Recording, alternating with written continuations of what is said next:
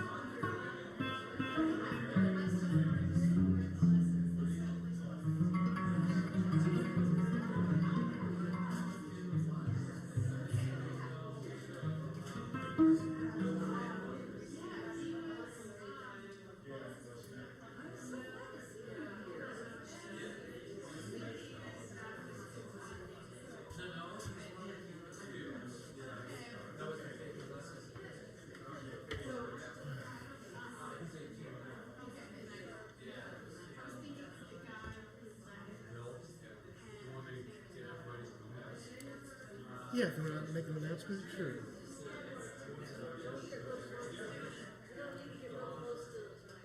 Yeah, you're right in front of the Hey folks, welcome to the new performance space. I think we're going to start the program.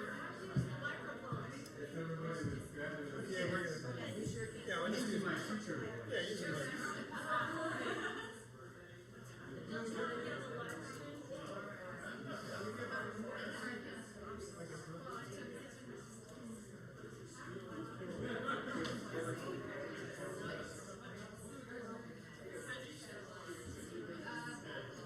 Just the,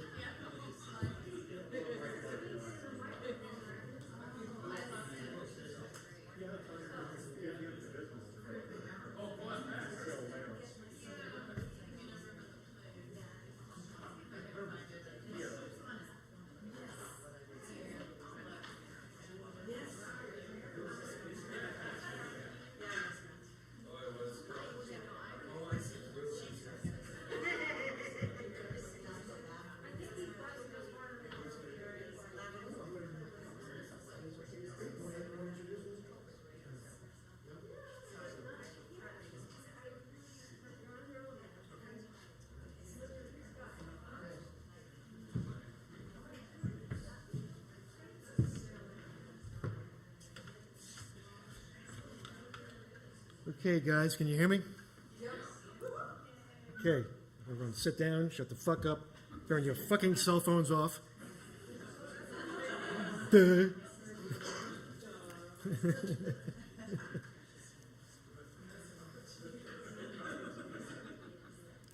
I'll wait till everyone's settled down.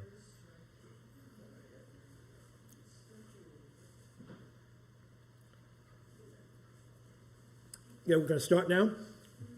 Thanks.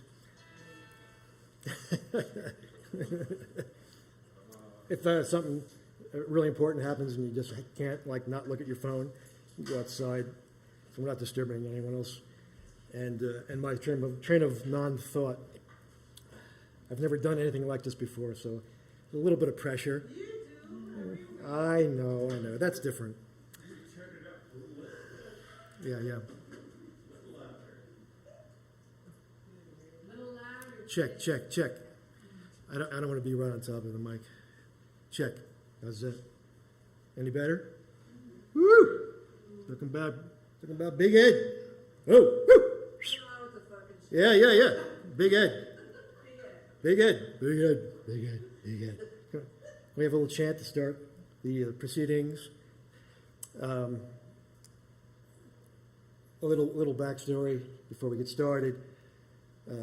It occurred to me a few months back that this year, I've never been good with math, but I remember my dad was born in 1922, and so this marked the centennial of his birth. And even though he passed in 1987, I did not have the emotional wherewithal to give a proper send-off.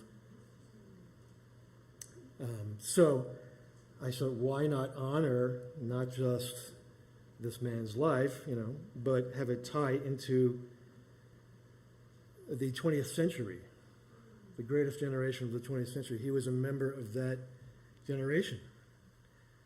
I don't know how many folks here whose fathers were part of that generation. All right, there we go. So you know what I'm talking about. All right, the Great Depression. Growing up in Brooklyn in the 1920s and 1930s. What's the next big shift? Right in the middle of the century, right? The World War II. He goes into the Navy. This completely changes the course of the 20th century because after the war, he's one of the lucky ones who were able to start the middle class in suburbia that we all take for granted now. So there are stories from each of these time periods that I remember as a child at different points in my life. And up to my early 20s as an adult also. So I wanted to honor that generation by telling his story, which is so many of our parents' stories. And that generation is going away. And I also realized turning big 6-0 this year, that I'm just 4 years shy of the age my father was when he passed away at 64, back in 1987. So this is my way of honoring this life, and by relating some of these stories, just by having it out there into the world, and also for my nieces and nephews, and my dear brothers and sisters back in New York, all my other dear friends back in New York that might still be hearing this at some point.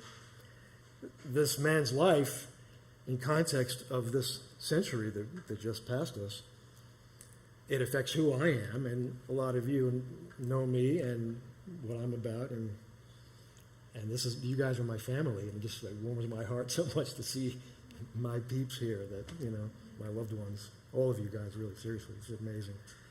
So that's why I wanted to do this. I wanted to honor it. It was 100 years, Father's Day. Initially, I started thinking to myself, well, these are some really great stories, especially the war stories. And if I'm hanging out having a scotch with a friend, we start talking about some of this stuff. Bill and I have talked about this in the past. And my sister Deb is here also, who knows a lot of these stories. They're amazing stories in themselves, but there are other stories from different parts in his life, from his youth, in these circumstances that we can't imagine now, during the Depression, for instance. So anyway, Big Ed. Who was Big Ed, right? It's just not some other guy. Oh, man. This guy was like the Rock of Gibraltar. You know, this is like, I remember being like a kid, the first time, when was the first time you experienced being on your dad's shoulders, right? How big that this man felt, like a horse, you know, just like you do anything, right? You felt like you were indestructible as well because of that connection. I don't know how many people here have had really amazing relationships with their fathers. I mean, I don't need to see a show of hands, but I know not everyone has had that experience, unfortunately. And I have to say that I was very, very lucky in that I've had, in my opinion, the best. So, without further ado, let's chant Big Ed, Big Ed, Big Ed, Big Ed, Big Ed. McCrossen, thank you. So, if we go back in time a little bit, even further back than my dad's life, again, I wouldn't be here if it weren't my grandfather, Papa, back in Brooklyn. We know I never really knew that much about him. I had only a few experiences with the man. I remember going to visit him the first time, and sitting on his lap. I was just a little shit, maybe this big or whatever, and I'm looking up, and he was saying, you know, he was talking really peaceful, and I knew it, you know, I was trying to pay attention to what he was saying, but I was a kid. I didn't really understand what he was saying, because for the most part, I was focused on the fact that he had this stubby, soggy cigar in his mouth, about the size of half my thumb, sopping wet. And I was looking at it, and every now and then, I mean, there was no ember burning, but every now and then, after he'd talk a little bit, I'd see a little puff of smoke come out. And in my child's brain, I was like, how in the fuck is that thing staying lit? It's sopping wet. Anyway, but as far as I understand, Papa drove a milk truck in Brooklyn after World War I, and then worked as a paper pusher, essentially, in the Hall of Records in New York. Right? So not a very glamorous life, but again, I wouldn't be here, and we wouldn't be sitting here hearing these stories if it weren't for the previous pandemic, the Spanish flu, that took so many of that generation out. So World War I comes along, and he's inducted into the Army, and he's in boot camp down in North Carolina, and the previous pandemic, rages through this boot camp. Now, this boot camp consisted of probably hundreds. It's getting a little hot there, Claire. Okay, thank you. Okay. The boot camp would stack these guys in these Quonset huts. You know what a Quonset hut is? All right, it's a metal structure, maybe as big as this room or longer actually. It's just kind of half a circle around. All these guys would be crammed in there, and it tore through the boot camp. And there's about 100 guys in each one of these structures, and they all died except my grandfather. He came down with it, but he survived it.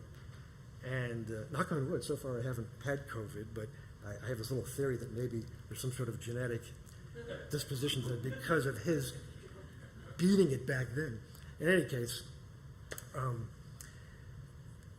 my grandma, Nana, was a New York detective.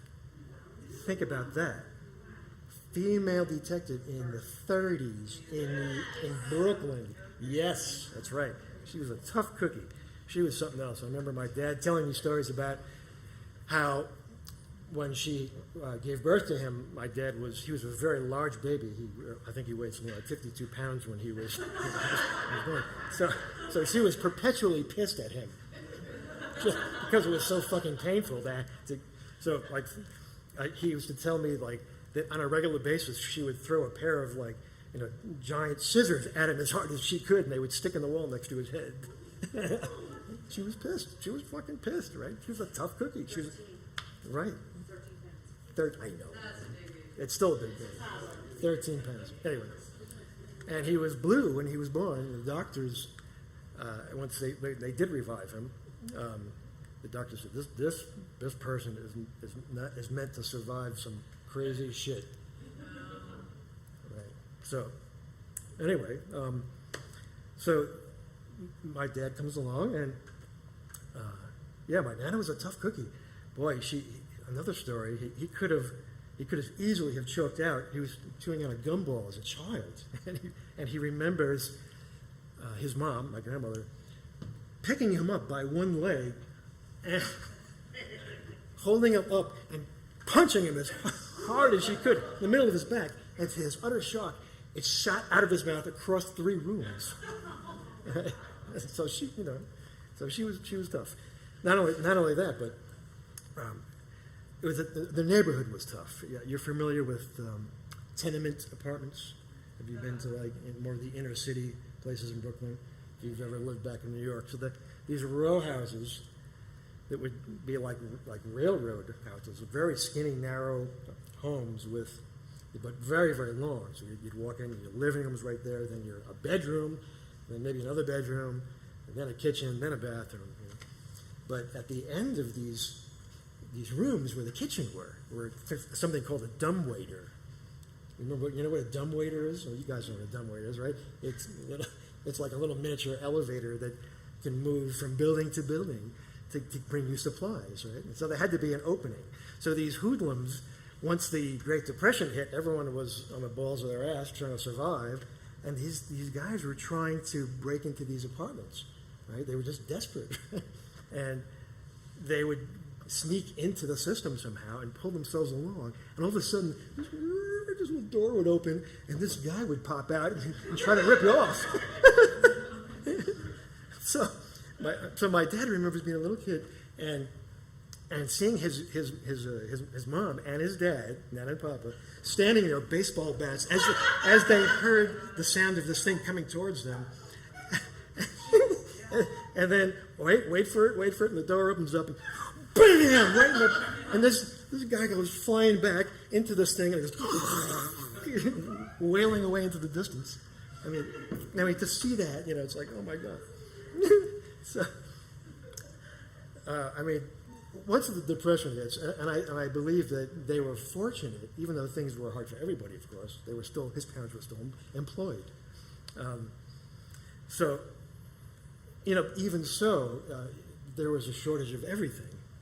So I love the idea of him being a little kid, and in the middle of the scalding hot summer of the Brooklyn streets, following around the ice truck man. Right. So back then, everyone had ice boxes. You didn't have a refrigerator like we take for granted now. You had an ice box, and it had to be filled up every now and then with fresh blocks of ice. It actually came from the Finger Lakes, upstate New York. these guys would be up there, giant saws, cutting these big blocks of ice, right, and putting them into these massive warehouses as big as this building. And it was so cold that eventually it wouldn't even melt fully. It would get everyone through the summer for all the ice boxes in New York. They'd ship it downstate. Anyway, so the guy comes around, and he's got these big tongs. He grabs the ice, drags it up, brings it to the house, delivers the ice. And my dad's there with his kids, his other friends, picking up these shards of ice that would be chipped off because they were so desperate for something cold. And taking it like, the horses were, pooping in the streets back then, you know what I mean? Sanitation wasn't great, but still, just, rubbing themselves down with this ice that got chipped off of delivery of ice, right? The opposite, right? The wintertime, same thing. The coal truck guy would come around. This is stuff that was delivered with horse and buggy, right? So imagine, this is how you heated your home. A horse pulls up, the guy carrying a cart, and big shovel, fills up a wheelbarrow and dumps it down the side of the basement, right? And my dad and his friends, they would carry these sacks around with them, and they'd follow this guy around for miles and just pick up the little pieces that fell out of his wheelbarrow. And they'd come home with big sacks of coal to help heat the house. Tough experiences, tough,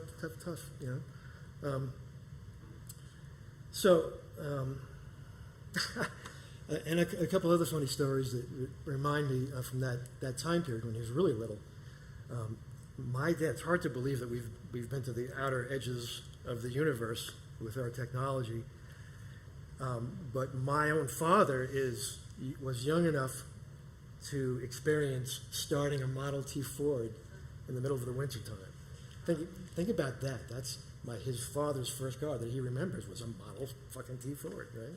And the only way you started it had this big crank in the front of it, right? And you had to get that sucker and turn the flywheel over and over and over in this frozen engine to get enough crank to start a spark to emit and the trick was, as soon as you heard it starting to start, you had to let go because it would kick into gear, and that handle you were just holding onto would go. So you didn't want to be hanging on to it after it started. Right? Also, around the holidays, my dad would always get very melancholy, and he had this great memory of, again, being a little shit, and around Christmas time, going with his father and my grandfather for like a mile-long walk along Flatbush Avenue under the L. Anyone know what that means? Art knows what that means. The L, they call it the L. The L was a reference to the elevated subway line. All right, so there would be this busy avenue, piles of traffic and stores and apartments on either side, and right in the middle were these giant steel girders holding up the subway. Right, and when they'd pass by, you could see underneath the subway. Well, everything would shake, So, hearing those sounds in that environment and walking in the freezing cold just to get a Christmas tree, right? And they'd get a Christmas tree, and he always said, it probably added more weight to the Christmas tree because he was so small to actually do any good helping to carry it. But he felt like he'd give him some purpose to hang on to the tip of the Christmas tree and help his dad walk another mile in the cold, back, little memories like that he'd like to, talk about around the holidays. Also, it was very enlightening for me as a young person to hear that this person that I thought was indestructible, like I said, the Rock of Gibraltar, using to weights. He was a big, muscular guy, and I knew he was tough, and I couldn't imagine him being afraid of anything. But he taught me fear through story, through the power of story, which I'm sharing here. And it made me realize, if he can be scared of something, certainly, to have a fear of my own is reasonable. It's not like some crazy thing, So it was a way of just teaching me there's things in the world that are going to make you scared as shit, but you have to just fucking deal with, So one of the stories about that, the same apartment, this tenement building that they were living in, And the apartment underneath them was a mortuary, embalming place for dead bodies that would be being sent to the funeral home. It wasn't a funeral home, but it was where they did the work on the bodies, right? So imagine it's scalding hot summertime in Brooklyn, no air conditioning, and all of a sudden these weird smells start creeping into your apartment. But you've heard these rumors about this dead bodies in the apartment underneath you, right? So it got to be so hot that this guy who was doing this work, right, the autopsy guy, he would just have the door open into the hallway. And so my dad had to walk one flight down past this apartment, right, where there were like embalming things going on, dissections going on, and corpses being prepared for, right? The door is open. You have to walk past it. Think about a little kid for the first time experiencing death, a dead body, right? It's like you don't want to look, because if you look, you can't unsee it. It's like, don't look, you're walking down the hall, don't look, the door, don't look, and you can't not, and you're just like, and there on the table, right, like, 10 feet into the apartment, there's this dead body with this big bloated, person in it, cut open, and the guy standing there with this bloody schmuck, pulling the guy's guts out. He stops and looks at my dad, and he's like,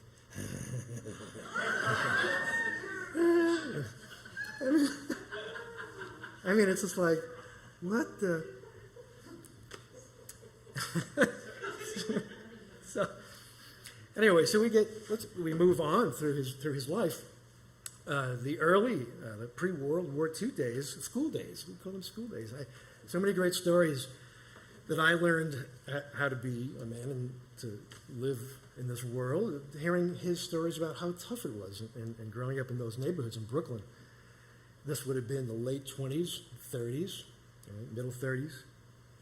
And something as simple as befriending an animal. I've been a dog person my entire life, and my sister Deb here at any point has at least 24 animals in the house. But for instance, something that was passed down from his dad, it might seem like common sense now, but not everybody would be in a situation to learn this way. He had to walk through this gauntlet. We called it the gauntlet. So in this particular neighborhood, before anything happened, a few houses down from where he had to walk, there was an apartment that had a lot that had this crazy, gigantic German Shepherd that just wanted to rip your head off, just going crazy.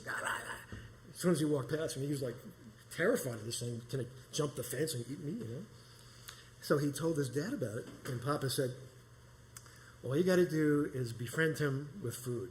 They're not, they're not like brilliant animals. They're very motivated by food.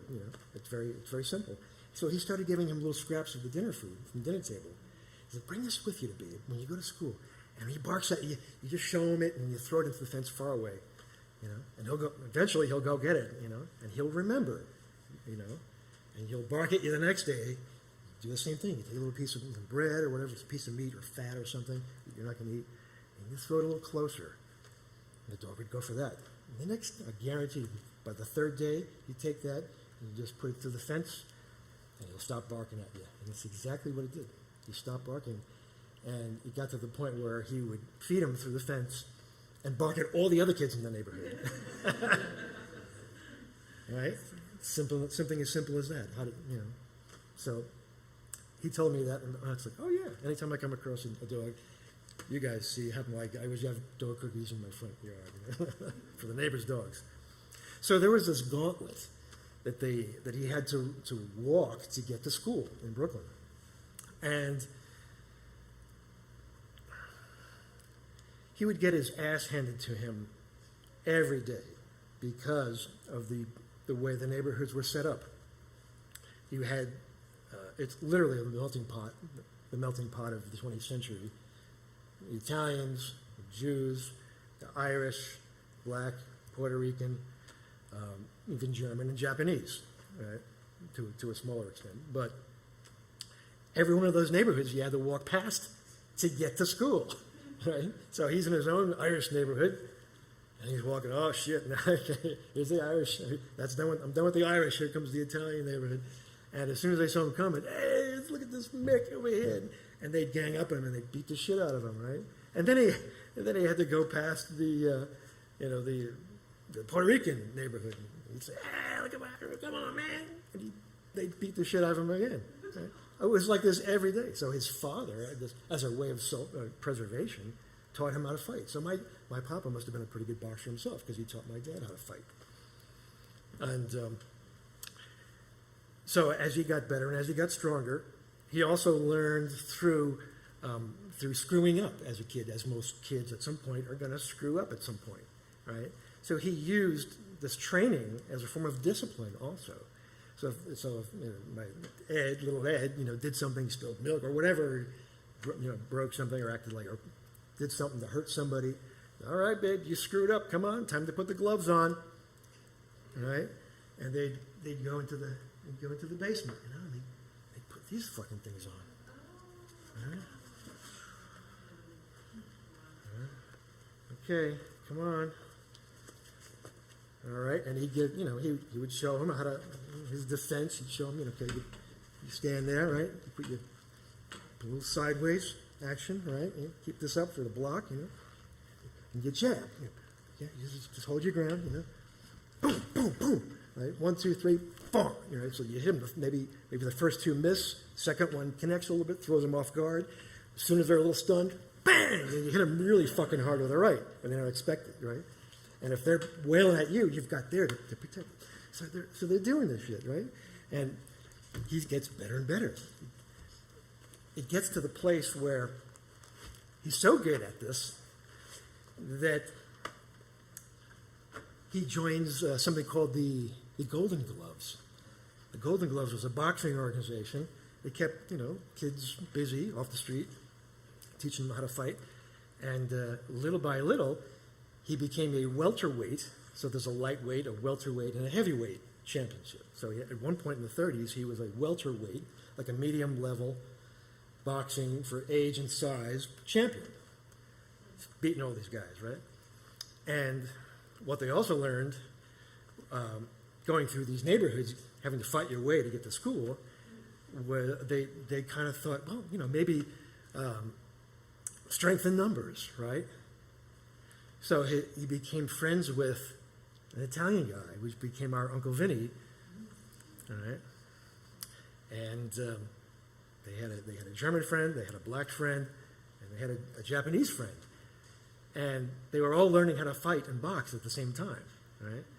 So they realized that they would walk with each other together as a group, so that when they split, like the Italians would see them coming, and they'd see my dad. Hey, come on, we're gonna beat you up. The Italian guy in their group, Uncle Vinny, would say, "Hey, yeah, I'm Italian too, but you're not gonna fight him because you have to fight me too." All right? And they would do that for the Puerto Rican friend, and the black friend, and the Japanese friend. They would hold their ground and give extra protection so each one of them could walk home. The only problem was my dad was the last guy to walk home. So again, he had to be really strong. Anyway, so he got to be really in shape, and you figure around that time period, this is like the 30s, late 30s. What's happening? This is pre-bebop.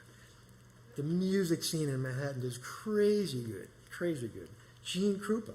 I've got a few talismans to kind of remind me of different places and different stories. So I have his entire 1952 Gretsch Big Band kit in my sister's basement still, but I managed to, just for today, just take out, it needs a lot of work, but his favorite cymbal, this gigantic Zildjian K from the 50s, and this ring. So hearing Gene Krupa back in the day, in some little club in Manhattan, he had to he was so physical, and he was such a physical kind of a guy that he just had to hear this.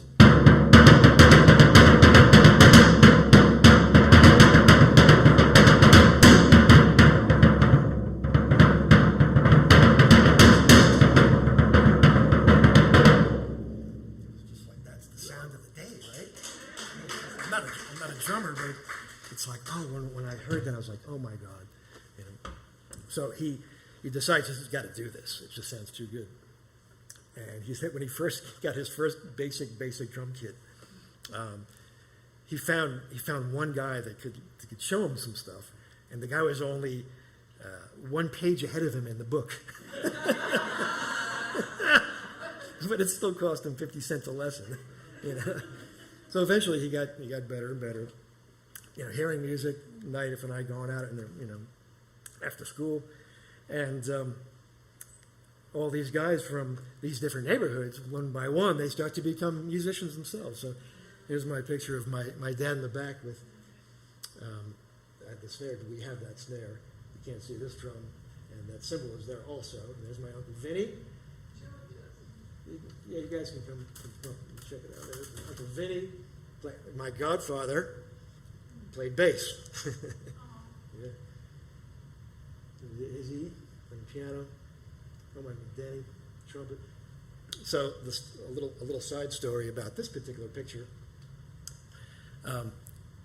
Tito Puente had just arrived in New York, right? And nobody knew who Tito Puente was. He was just doing gigs, like, you know, wedding gigs or whatever, small clubs, before he had a major name for himself. So what you don't see in this particular picture, actually, if you look close, there's a stage where they're set up, and these guys are playing the swing set, right? The jazz standards and stuff, you know, for the dancers that learn to do the Lindy Hop and the foxtrot and the this and that. You know, they're gonna play for that. They take a break, and then this curtain opens up, and there's another band the same size with Tito Puente for the Latin dancers, and then everyone would Latin, they'd do the cha-cha and whatever else, the mambo.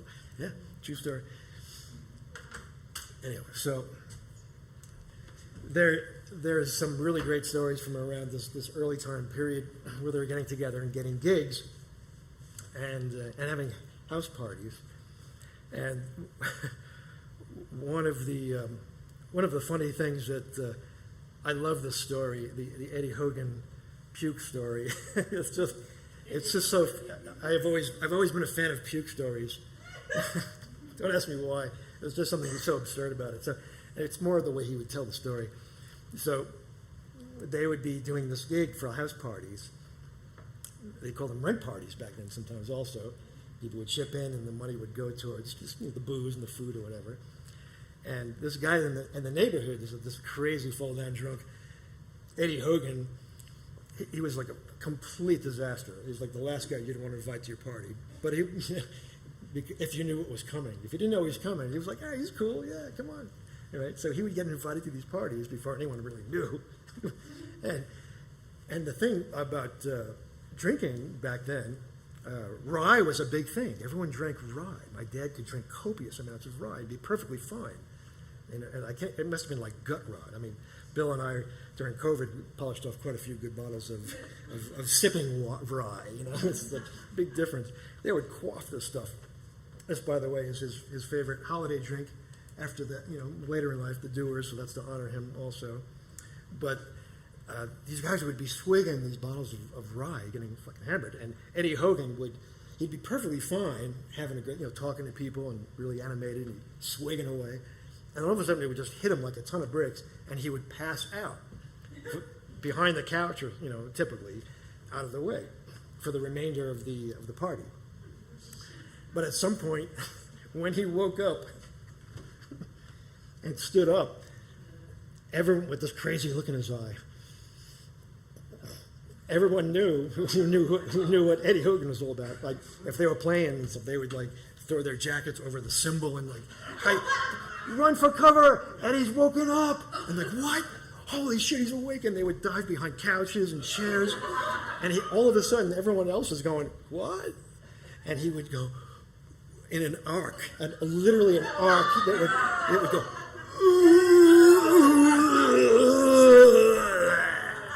And then go back to sleep. And it would just cover anything and everyone in an arc for about 4 feet away. So, and you gotta figure there was so few things that you could really do. It's not like everyone nowadays, if you're bored, everyone's walking around, driving or walking, with their pressing their cell phones and looking at some shit. People had to do something to occupy themselves with back then.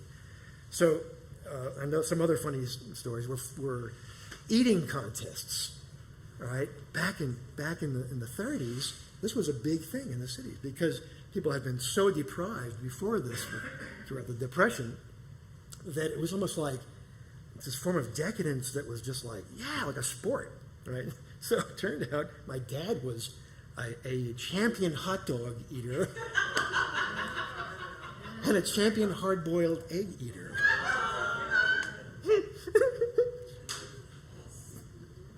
So he could, and these proceedings were timed.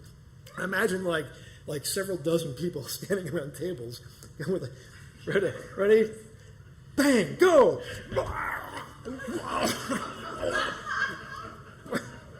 Right, and the thing is, it was okay, ding, okay, how many? And so my dad could eat like a dozen hot dogs in like a minute.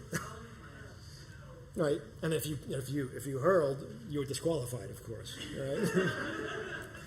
So, and same thing with hard-boiled eggs. I mean, I'll just, if I'm sick, I'll eat a hard-boiled egg once in a while. But it's like to actually go, and it said he would say that it pissed him off to no end that at one point he lost the title because there was this new kid in the block. He was a Japanese kid who had just moved into the area.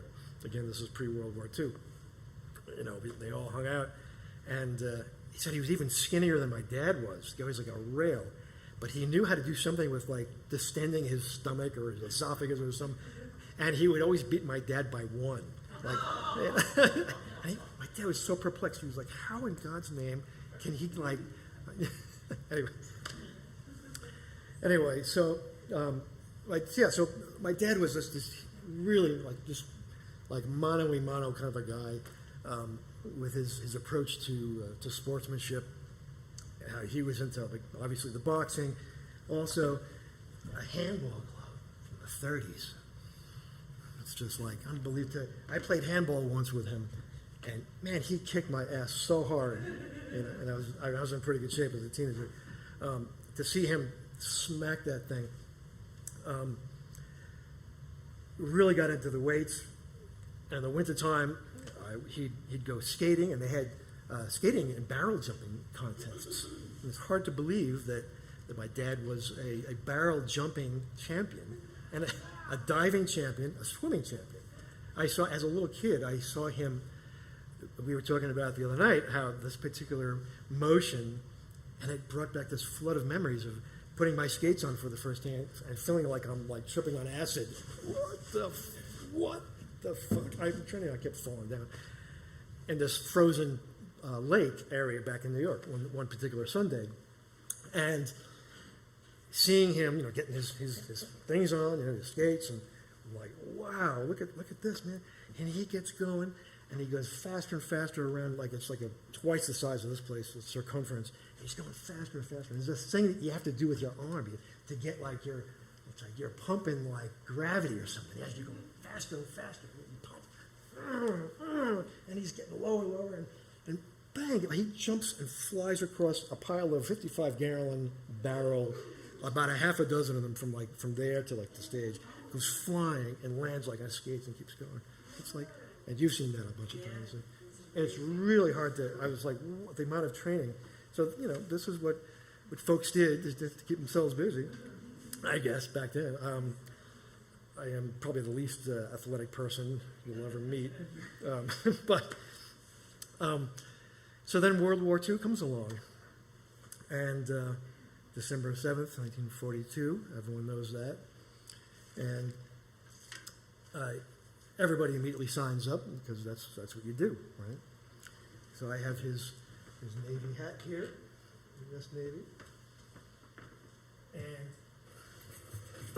the Blue Jackets Manual, 1940. You had to memorize everything in this fucking book, from tying knots to, killing people. So, again, a moment of fear that was a lot of moments of fear that were related to me when I was younger as a way of just, reminding me that things can get really hairy sometimes.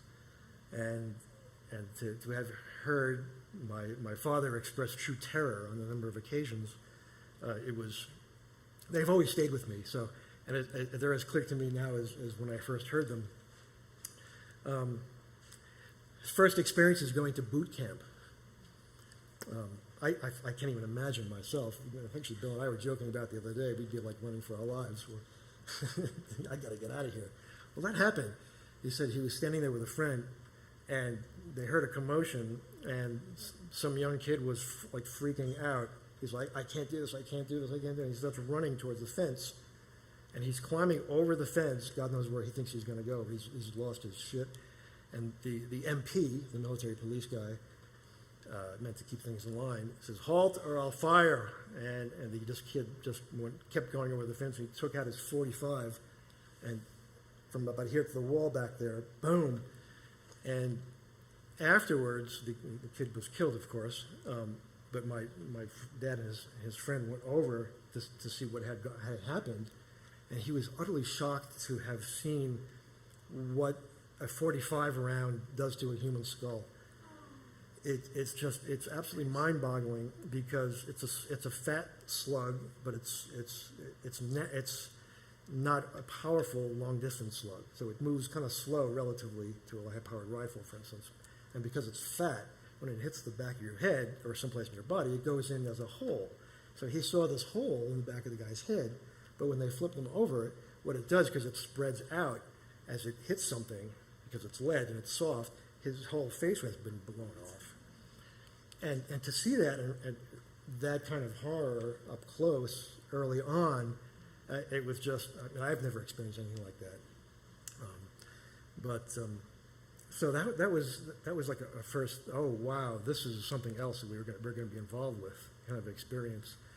And so salute. So upstate New York, he goes into the Navy. He's stationed on a minesweeper in the Aleutians eventually. But before he can do that, he has to go into the part of their basic training, strangely enough, was to learn how to jump off of a height into the water. The Finger Lakes, upstate New York, are very deep. And they built this platform that everyone had to learn how to jump off of that was the same height as the highest aircraft carrier deck. The reason for that was you might have gotten on a smaller ship like this one, my dad's minesweeper in the front, and landed in the water and gotten picked up by a bigger ship, maybe a destroyer or something. And maybe that ship gets hit and goes down and you wind up in the water again, and you might have to wind up getting picked up inevitably on an aircraft carrier, which might inevitably get hit also, and you might again find yourself in the water. So to jump from that height, you have to do two things. It's just, again, mind-boggling. I have a hard time like stepping off the stage without killing myself. True terror of like standing like into water from the height of like 6 stories tall. Mind-boggling. You have to grab your balls and your nose and jump straight down. And as soon as you hit the water, you spread your arms out and you look up and you start swimming for your life. And I remember him, and the reason for that is, if you don't, 2 things are going to happen. Your balls are going to rip off, and you'll be knocked unconscious from the pain, right? And the water will shoot up your nose so fast, so hard, you'll drown at the same time. I don't know what's worse. So, but the timing was everything, because when they did it, he couldn't believe, first of all, from that height, how fast you actually hit the water. It's literally, you jump 1, 2, you're in the water. It happens, you go down so fast and you hit the water so hard, and you go down so fast, so unbelievably deep, before you have a chance to let go, that when you look up and you see how far you have to go, that's like, it's unbelievable terror that you're holding your breath. after that experience and trying to get to the surface again. So that was one thing. They actually, this seems strange to me, but they had a ship, his exact minesweeper ship, somehow disassembled or transported upstate New York to be in this lake to train on, rather than having it like on a dock, like, on the coast or something. They were afraid that maybe we would get hit, by a German sub or something. I don't know. But they learned how to operate the ship on this lake, part of his basic training. And he was a motor machinist mate second class, which meant that he worked mostly in the engine room, maintaining this giant diesel engine, almost as big as this stage probably. Massive thing. And the next thing he knows, he's taking a train ride across country, troop train to the West Coast, and winds up in Pearl Harbor, sees the mess from the attack, and everyone's convinced that this is the right thing to do. I have his book, Aloha, which is an amazing collection of pictures that remind me of different stories from different time periods on that particular ship. So one of the jobs of a minesweeper is to go into these particular waters, in this particular case, off the Aleutians. Most people don't know that the mainland U.S. was actually occupied for a brief time, only on the furthest southern island in the Aleutians, by the Japanese.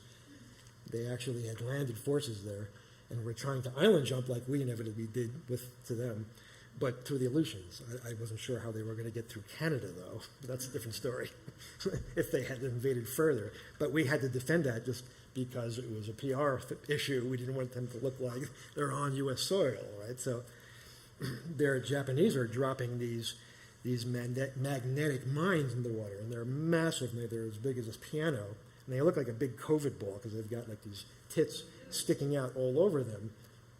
And they were magnetic, and they would float a little bit right below the edge of the surface of the water. All right, so the Japanese were laying these mines for our ships to hit.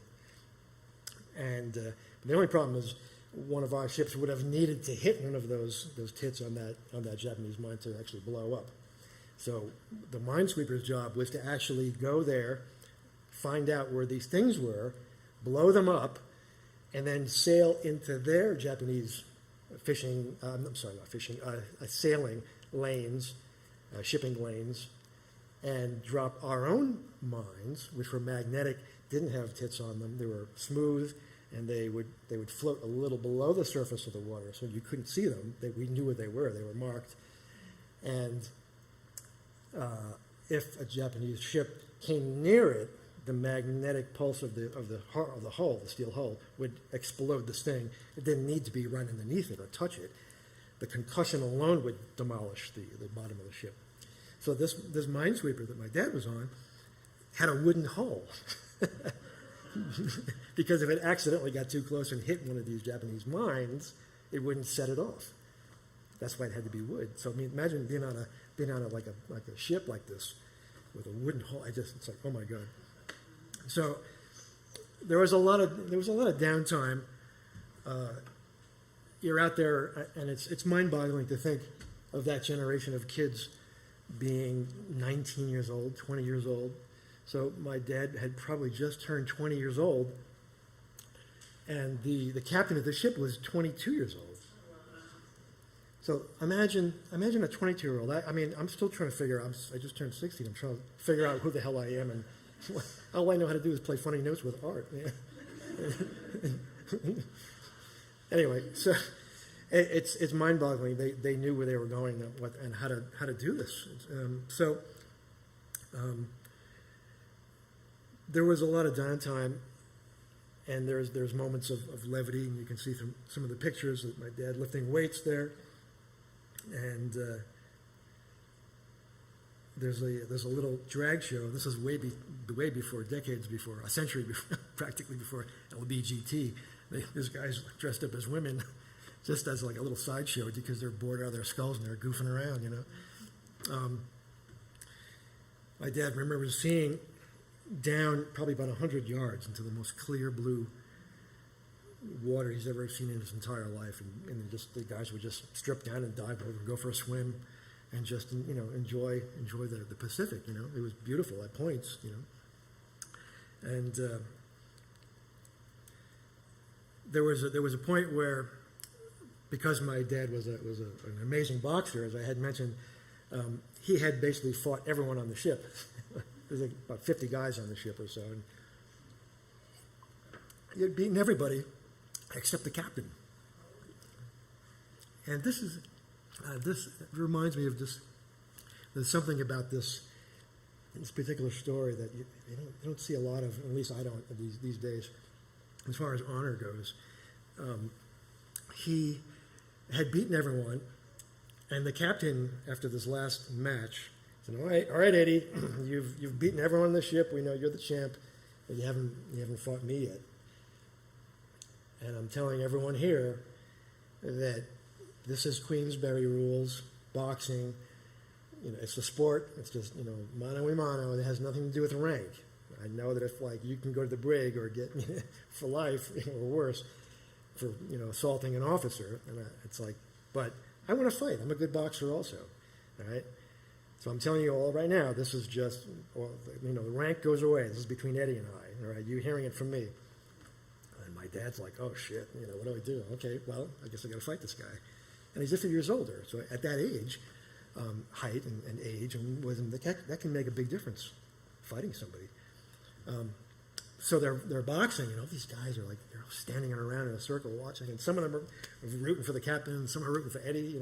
Come on, most people are rooting for Eddie, so they want my dad to win, because he's beating everybody, And he's boxing him, he's fighting, he's going at it, they're going at it, boom, boom, boom, they're at it. And my dad's like, man, he was really good. He was just like, he had me, man. But I just knew that this one little moment happened when he moved a certain way, left his guard down a little bit, and my dad's his instinct was, there it is. And he was going to go for it, and he hesitated at the last second, and the guy recovered and hit my dad instead.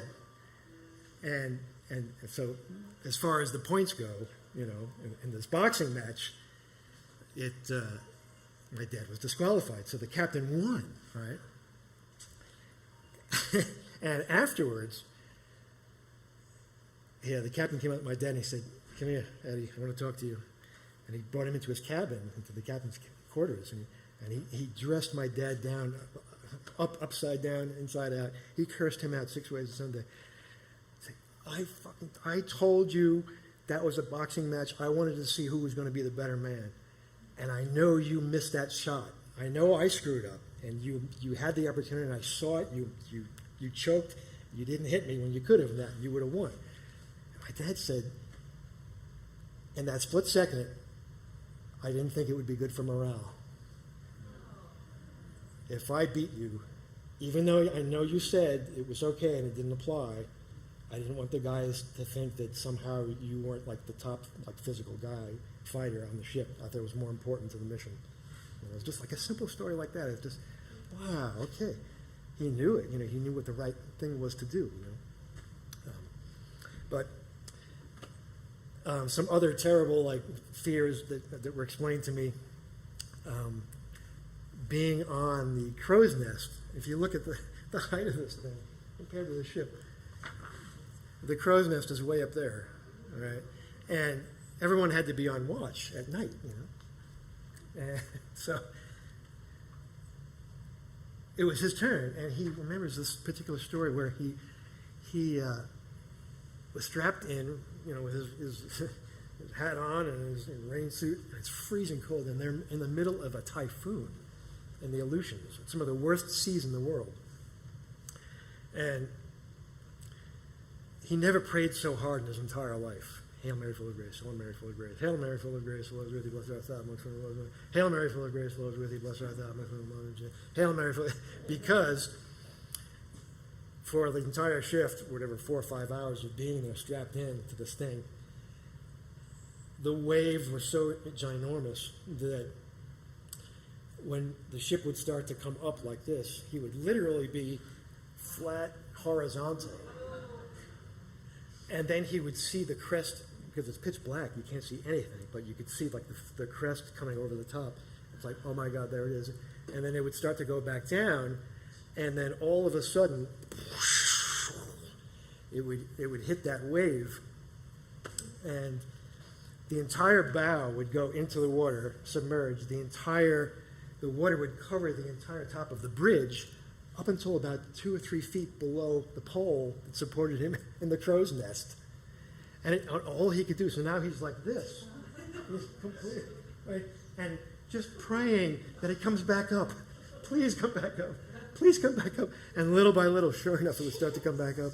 All night long, you're just like, oh my God. It's like a fucking tidal wave after tidal wave going into it. And he just imagined that it just, at one of these points, it's just going to keep on going down. It's just like, and not come up. So, I mean, that's an unbelievable, like, horror, like that feeling of being in the open sea and not having any kind of control, or just being at a complete loss as to how to survive under those circumstances, that sheer mass of water coming at you. So there's some pretty amazing combat stories. The one in particular that I remember when things got a little crazy, so it wasn't all just hanging out and having fun and fighting and stuff, boxing. There was another point where they had been scouting for these mines that were floating in the water. And they had this kid who was like a sharpshooter from Kansas. Like he was a farm boy. He probably grew up when he was like, 7 years old, knowing how to shoot a little .22 single shot and to hit rabbits for dinner to eat during the Depression, So he was a sharpshooter. So he would stand on the top of this thing and stare out with his goggles, and they'd see something. He'd radio down the position. They'd pull away from it, and he had an M1 carbine with a scope on it, and from 200 yards, that's like from here like to the storage like down there. He aimed that sucker, and bang, boom, and he'd hit one of those tits on the Japanese mine. It's like as big as my thumb. He'd hit that from 200 yards and blow that thing out of the water, right? And then they would sail a little further down, and they'd drop their mines over the side. And this one particular time, there was a Japanese sub that had been protecting that part of the water where they were trying to lay their mines. And one of the things it's hard to see on the ship, but they also had these torpedo tubes off the side of the ship, so they could fire a torpedo too. It wasn't a very heavily armed; it had a very small cannon in the front, maybe a couple of 50 caliber machine guns in different places, but it wasn't heavily armed. But they had depth charges and these torpedoes. So a depth charge, you guys know what a depth charge is, right? Most people know what a depth charge is. It's like a big 55-gallon barrel that's shot over the side of the ship, splash, lands in the water, sinks down. It's got a little pressure gauge or a timer on it, and this massive explosion comes up out of the water, and the whole ship rocks. He said every time that happened, they just prayed that the ship didn't disintegrate itself from the concussion. But I learned about this because when I was a kid, I had a little model toy. I was playing with him in the pool, and I'm like this, and I'm going to shoot you. And my dad used to like it because he was a very physical guy. Like, for instance, you might see him in the left field. He had one of these things. Every free moment, the guy's like, I can barely do one of these. I challenge someone here to do one rep with this. He would just sit there going like an accordion all day, just to keep his pecs in shape. So we were in the pool playing, and he would do this thing where he'd cup his hands over the water, a little bit over the surface of the water, and slap really hard and pull air down, and then bring that air down, and all of a sudden the bubbles coming up. So he's like, I've got my little battleship, and he's going, see, that's the depth charge. It's like, I was like, what? And somebody told me the story about the depth charge. It's like,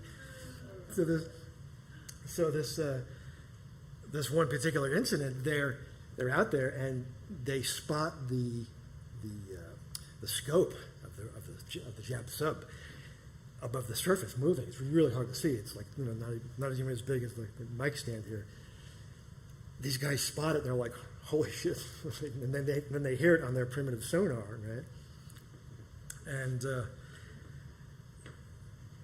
they realize that if it breaks the surface, it's 10 times faster than their ship. This ship was really fast. It wasn't that fast. A Jap sub on the surface can cut through the water and be very maneuverable, and the Japanese subs had these big, I don't know what they were, 88 millimeter cannons on the bow of the ship that would decimate their ship. So they had to make sure that thing did not come out of the water. They had to keep it down there. So they start doing this crazy zigzag motion as fast as possible, and they start dropping these depth charges over the side. Now my dad's down in the engine room, and he hears he hears the captain yell down. I forget. I'm spacing out the name of those tubes. They would talk through these tubes. You know what I'm talking about? Like they would have like these microphones in a big tube, and it would just, it was so primitive. They didn't have radios throughout the whole ship. So my dad hears this. What are you saying? And oh my God, okay, take the governor off. So the governor is like a carburetor on an engine, right? It allows a certain amount of air and gasoline to be sucked into the engine to be, for the pistons to move. My dad, by the way, when I was very, very young, I asked him over dinner, I said, how does an engine work, Dad?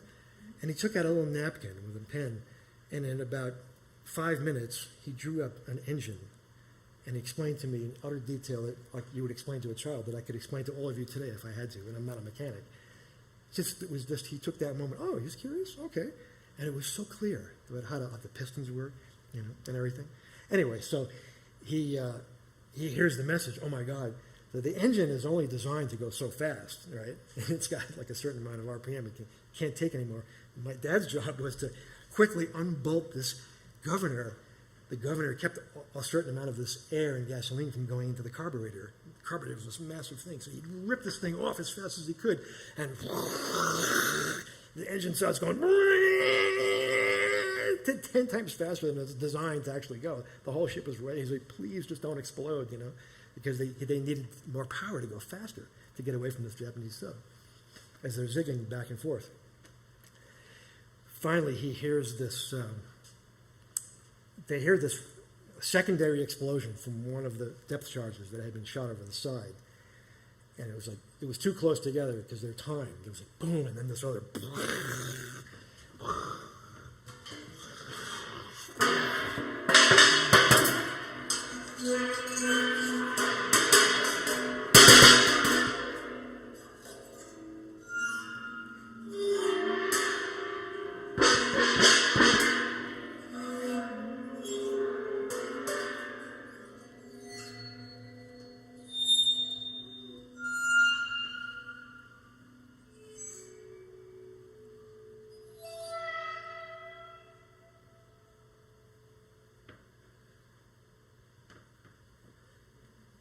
What they were hearing was the pressure of the water collapsing the hull of the Japanese ship as the depth charge had gotten close enough to it to actually cause enough damage to be overtaken. It was this unbelievable sound like that. When I heard that, I was like, oh, I know that sound. And you're hearing this crushing metal. And then afterwards, they would see on the surface eventually like clothing and oil slicks and pieces of debris would be floating, and they knew they got it at that point, Terribly sad, the notion that they had to do this, And there's another point where they had come under attack by it was a stray Japanese Zero or some sort of scout plane that had been flying through the area and spotted them. And it wasn't heavily armed. It knew it could make one pass at the most, and then it would have to leave because it could get shot out of the sky because these guys are shooting back at it. And again, the governor, take off the governor. Eddie, take it off. We need more engine. So it's going fast and fast, and he's making all this noise, and everyone's nauseous in the engine room because of the smell and the heat. The diesel fuel smell will make you actually nauseous beyond belief, and the sound. So apparently this plane made one pass at the ship, and this kept on going, and the guys were shooting back at it, so it didn't want to linger, didn't want to hang around. But just at that moment, right before this happens, the captain says he calls down to Eddie, Eddie, take cover behind the port side engine room, we're under attack. And everyone dives behind this engine room, right? It's this massive, it's the only metal thing down there because it's a wooden hull, right? And there's like a row of bullets come ricocheting off the engine, right? And their job at that point, after that, was to quickly grab the bucket of corks, the mop, and a sledgehammer. And three guys would come running out from behind the engine. As soon as they heard that go by, because they knew the plane was gone at that point, they had like a couple of seconds to. One guy would take a cork, a wine bottle cork. There were hundreds of these things they kept with them, and he'd jam it. It was the same diameter as the width of the bullet that came through. There's a line of water, the spouts going like a dozen spouts of water coming into the ship. They have to stop really quickly. So one guy jams the plug in there. My dad takes the sledgehammer, bang, sticks the plug in there. Next guy, bang. Next guy behind them is mopping it up. It's like fucking nuts, right? So the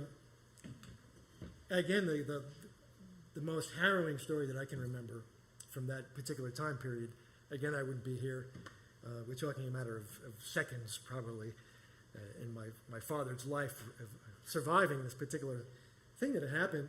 One of their jobs, also while they were out there on patrol doing what they were doing with their mines, was to be aware that there were these dogfights that were happening all over the place.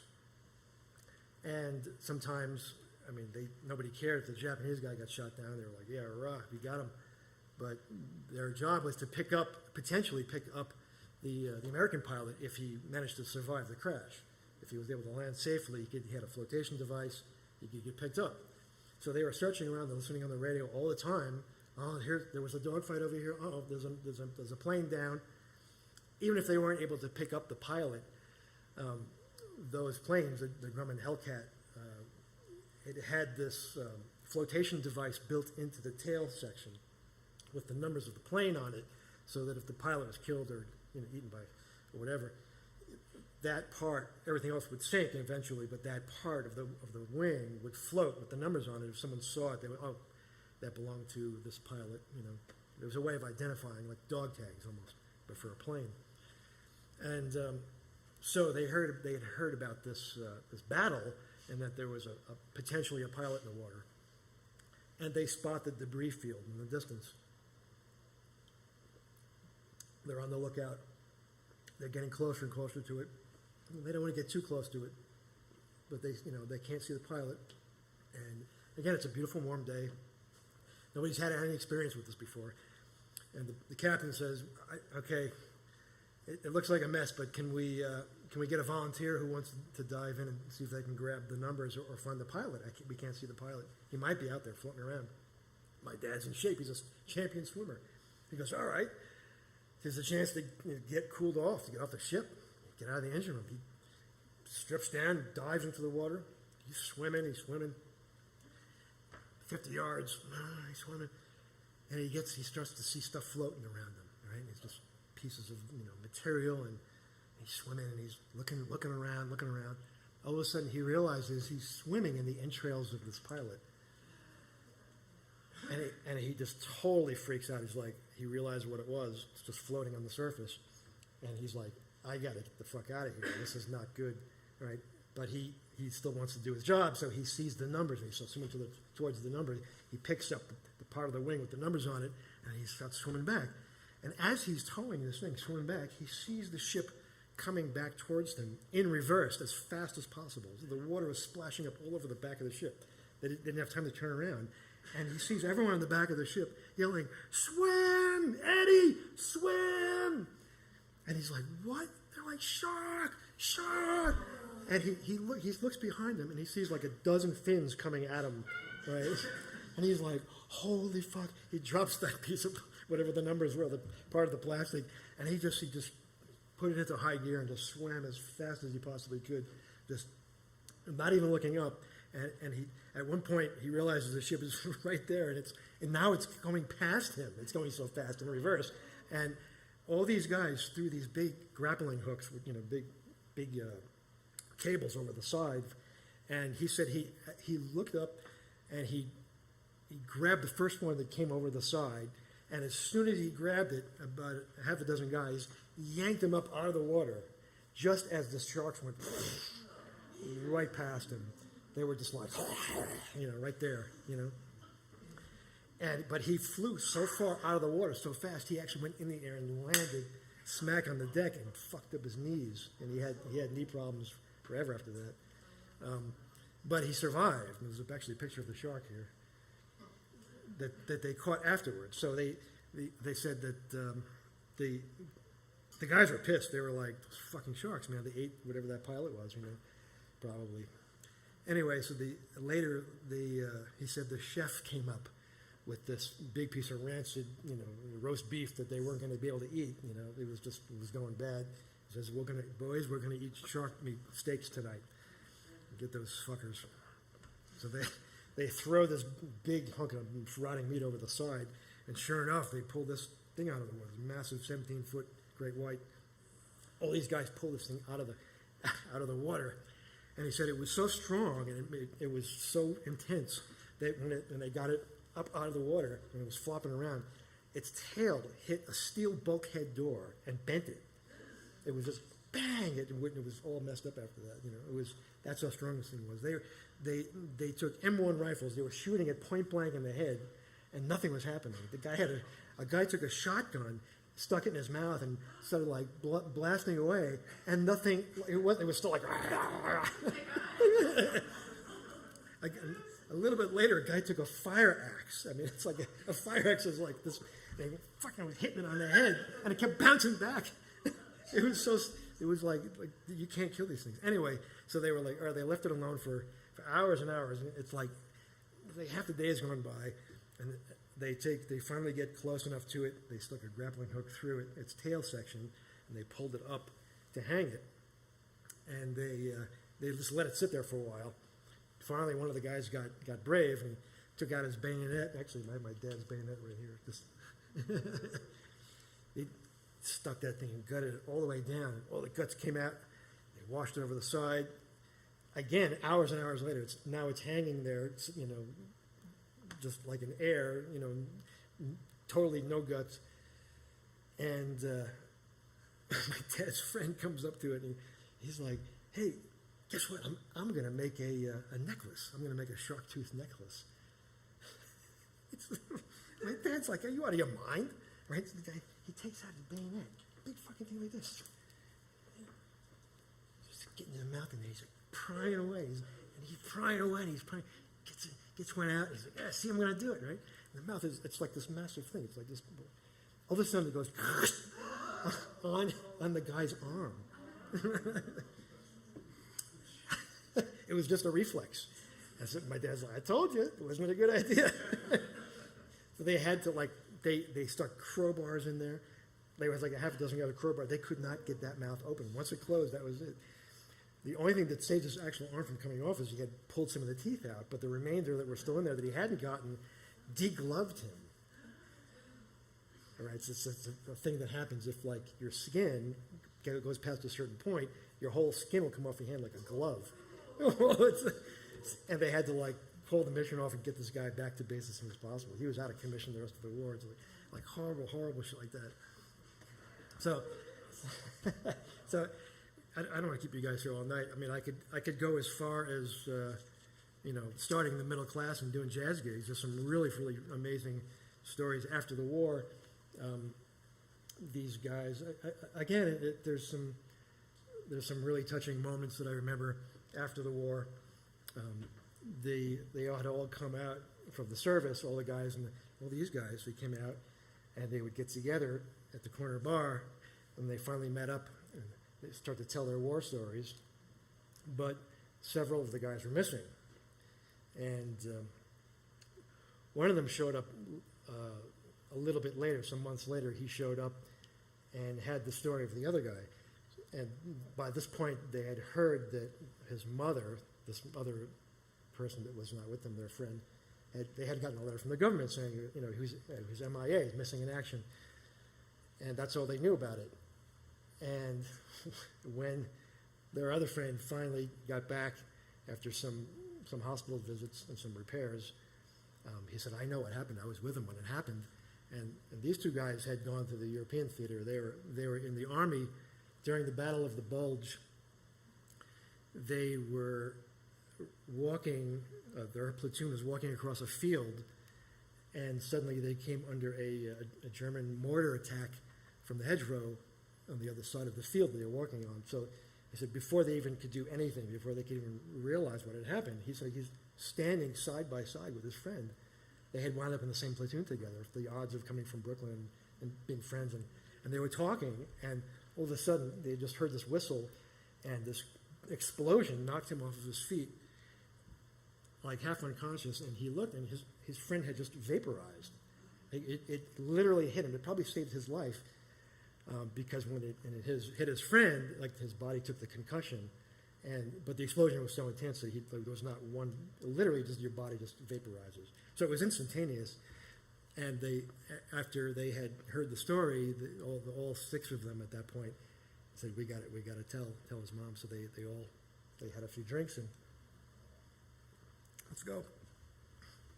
And they knocked on her door and they told her that he was with him when he passed, and that it was painless, and he was, he fought in battle. He wasn't just MIA. They knew. So little moments like that. So then after the war, my dad gets a job as a mechanic with his motor machinist skills. He gets a job working for Cadillac, just doing repairs in Cadillac. But is also a recipient of the GI Bill. Right? So imagine we were able to rebuild Europe through the Marshall Plan. We also had enough money left for the GI Bill, which basically gave white guys an opportunity to buy a house in suburbia. So my dad got this grant basically from the government, and I think the house in Plainview, Long Island, was $5,000 when they first bought this. It was the first house in the neighborhood, just a potato field, nothing else. And he would go around and he'd knock on, eventually as it became more and more developed, people started moving in, more houses came in, he would go around and ask for donations to have the first church built. And because of that, my two sisters, Carolyn and Deb, they were able to get a discount, I think, on their tuition, right?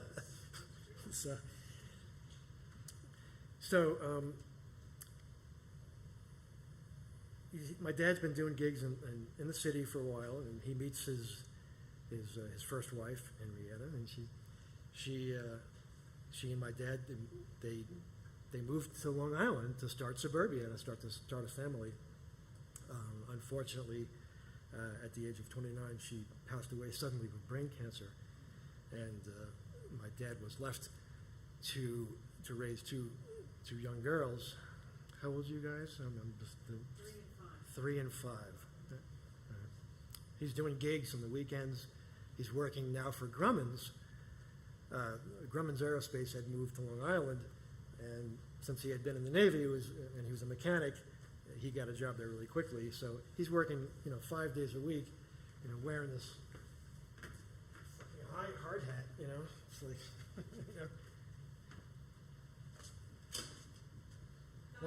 lunch pail, right? What do you get for 25 years? You get a gold Hamilton watch. All right?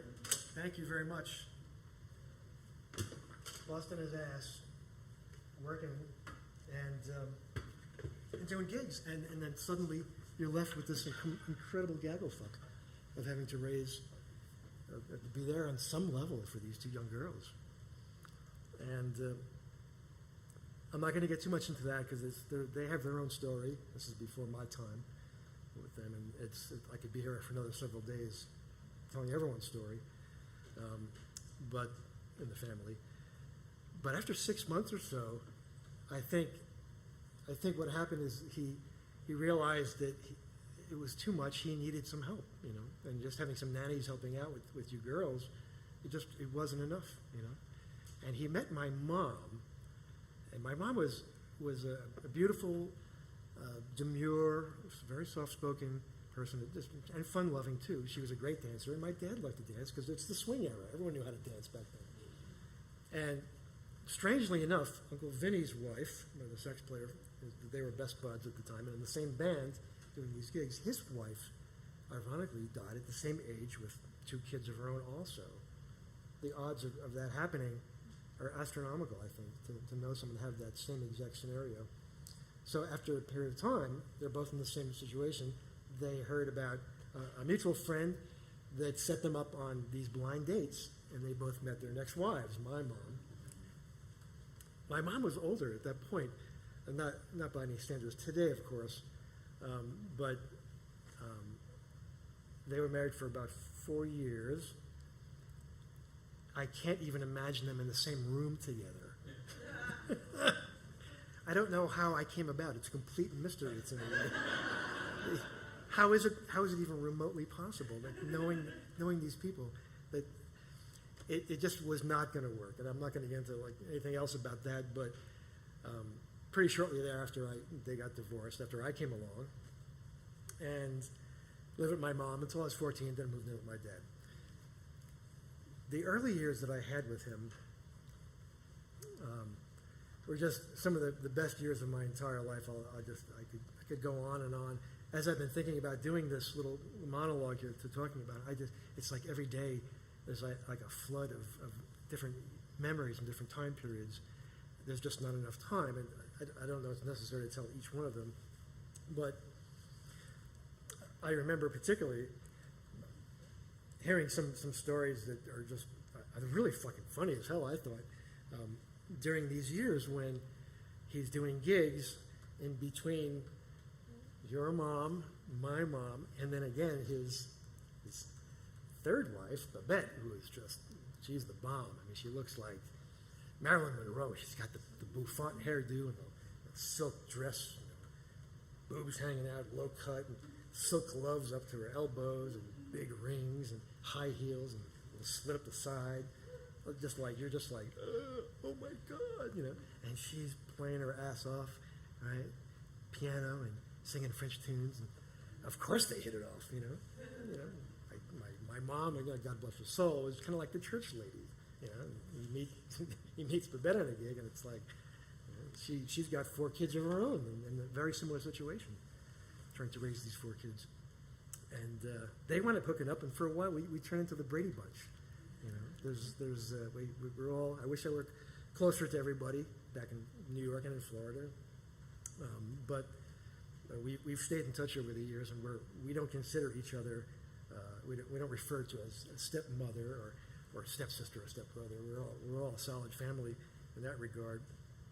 But I remember like some of these stories from these different time periods in between, where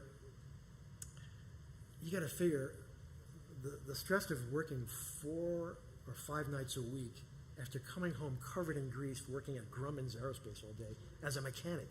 And he'd walk in the door like overalls covered in grease.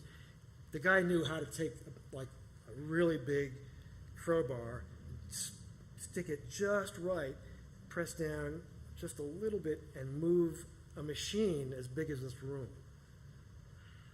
Right? Just to move it a little bit so that someone could get their hands someplace in there and fix something or take a look at something, right? These machines were designed to build the wings eventually for the F-14, F-15, F-16 fighter jets. They were two containers and this massive machine. This is a little bit of a side story. I'm going off on a tangent. I apologize, but I thought it was interesting anyway. They would pour liquid molten titanium into the mold of a wing, right? And it would get compressed in this machine, like scalding hot, like red hot. It would like almost like a giant waffle machine, right? But in the shape of a plane wing, right? Some of the strongest material on the earth is just titanium. So it would lift it up and move it to a chamber, another big chamber like this, filled with liquid nitrogen. And it would suddenly submerge it into this liquid nitrogen. And that instantaneous freezing from this like sub-zero, the titanium would get this tensile strength that would have 100 times stronger than it would have normally have been on its own, from that going from molten state to completely frozen state that quickly.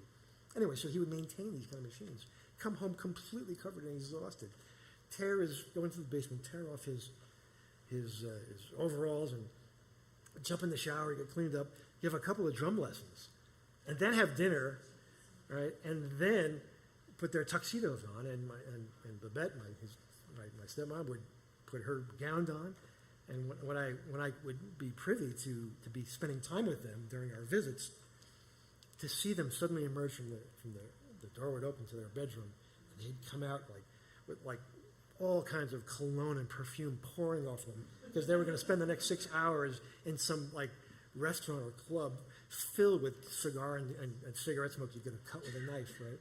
But the 70s classic big lapel tuxedo with the patent leather shoes and the blue ruffled tuxedo shirt and the big wide tuxedo tie, and there's Babs with her outfit and her gown. Okay, babe, you're going to be good. All right, yeah, And they'd go out, and I thought that was so romantic. I was just completely enthralled that they get to do that, And I see everyone else in the neighborhood, and it's like, that's class, man, There's just something about that notion. So then later I would hear these stories. And this one particular one, this fucking guy is coming up to the bandstand, and they're in this restaurant called Nick Monte's, right? It's a real Italian kind of a joint, and small. I mean, half the size of this whole place. And they're in this little corner. My dad had a cocktail drum. That meant that the bass drum pedal hit upwards. So the bottom part of the drum was the bass drum, and then there was a snare in the top. So he could go boom, ching, boom. And so this is all he had was like a cymbal, a hi-hat, and a drum. Doing, and he'd play time and he'd sing. He had an amazing voice, sounded like Johnny Hartman, even though he's a white guy. I mean, that kind of rich and sing his ass off. And then his wife, Babette, and my stepmom, she'd be doing her thing. And the piano, a little farfisa, no bigger than this, like the size of a little Casio keyboard now, They had this thing called a farfisa, right? A little speaker built into it. But she looked fantastic. And there's this little corner crammed in there. This restaurant, people eating all over, And she's got a little tip jar there. And she's singing as her French chanteuse. She's singing her French numbers, right? And this guy comes up. And he goes, "Oh, can you play, Fly Me to the Moon?" And he puts a $5 in the cup. And as he's putting the $5 in the cup, he's bending over and he's looking down Babette's, her beautiful, buxom, gown is just he's fully staring, not even trying to hide it. He's staring at her, right?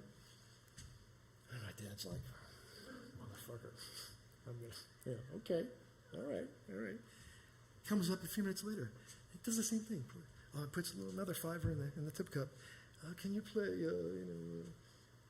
Still by Still? And he's staring, and he's like, all right.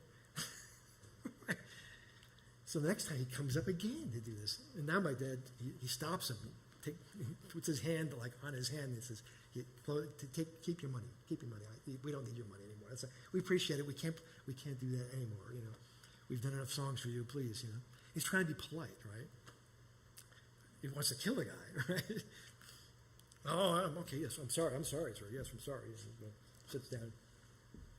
And he gets up a little while later again, and he looks at my dad. He was going to challenge him on it, and put more money and do it again, but my dad just looked at him,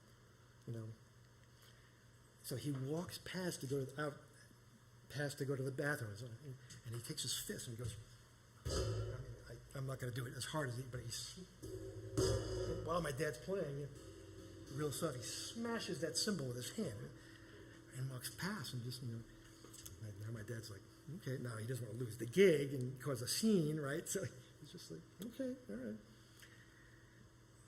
Guy walks past again a few minutes later to do something, to go outside to have a smoke or something. Same thing. Bang, hits that cymbal again really hard as he walks past, And as he's coming back in now to walk past again, my dad says, come here. "Oh, yeah. He takes him. He says, "If you do that again, I'm going to break your fucking arm." So, I'm sorry. I didn't mean it like that, right? So afterwards, the night's over now. They're done with the gig. They're packing up. Everyone's gone. This guy is still drinking. He's just he's hanging around. by himself. The place is trying to close up, and he's the last one out of there. And my dad's being a drummer. He's always the last one out. He's got all his stuff to pack up, right? He's in the street now. He's not on the property of the restaurant. He's in the street park, and he's packing up his drum. And the guy comes up to him. He's like, "Oh, I'm sorry. I had too much to drink. Oh, I'm really sorry. Offers his hand, as a sign of saying, I'm sorry." So again, my dad's like, "Okay, he's a fucking idiot. Yeah, no problem. Just, be cool next time. Just, don't." And he goes to shake his hand, right? And now he feels this guy trying to squeeze his hand, trying to mess with him still, right? And he's squeezing. Now my dad's like, he's a drummer, he's working out the weights, he's a fucking, professional boxer. He's working machines all day. He's got like muscles on top of muscles in his hands. And the way he says it to me is just like, I'm like, I gave this guy a chance and another chance, and now he's like trying to apologize and he's still trying to fuck with me. So he goes, "Okay." And he's like, "No, he's like, no problem." He feels him squeezing. So my dad just goes, and he hears this crunch. All right. He's like, "Really? You're gonna do this, right? Okay." And the guy's like, "Oh my God." Dad gets in the car, and as he's driving away, he looks in the rearview mirror, and he's like, this guy's like rolling in the street with a completely crushed hand. And then you reminded me recently of the Irish wake story that I had completely forgotten about. So my two sisters, their mother and father-in-law, they had this bar. They had bars, right, and all over Brooklyn and stuff. Eventually, as people moved to suburbia, they had, what was it called, the Huntington Pub, right? I actually had drinks there with, many people in the past. I had no idea at that time that was theirs.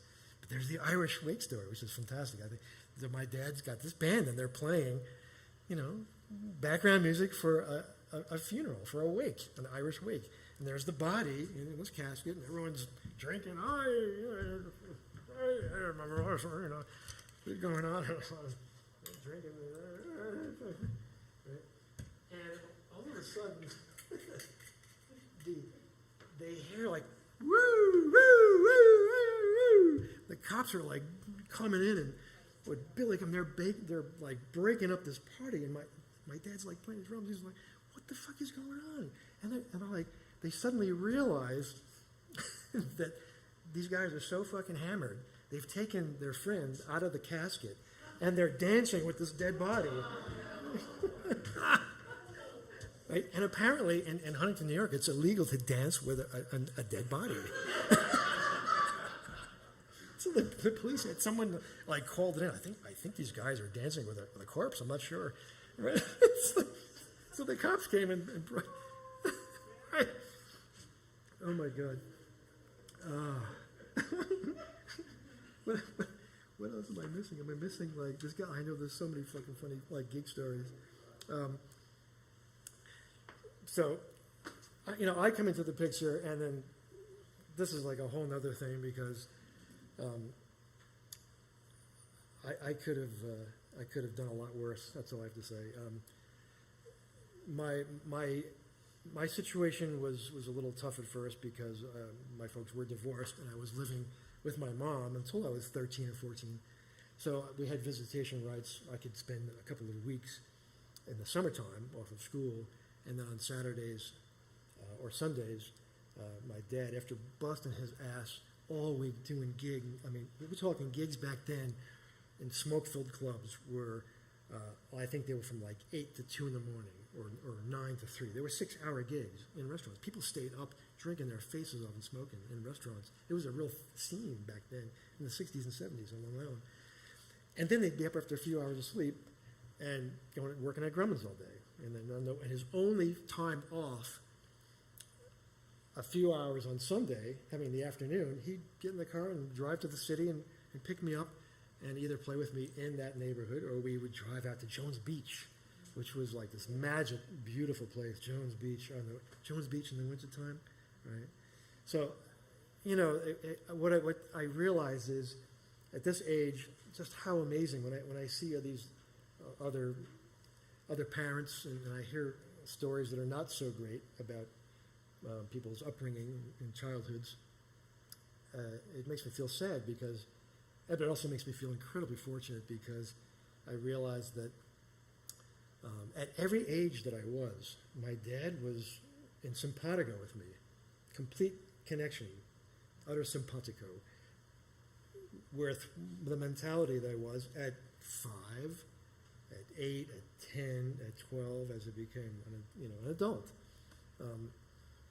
So I went from playing with, I still have my favorite little tank here.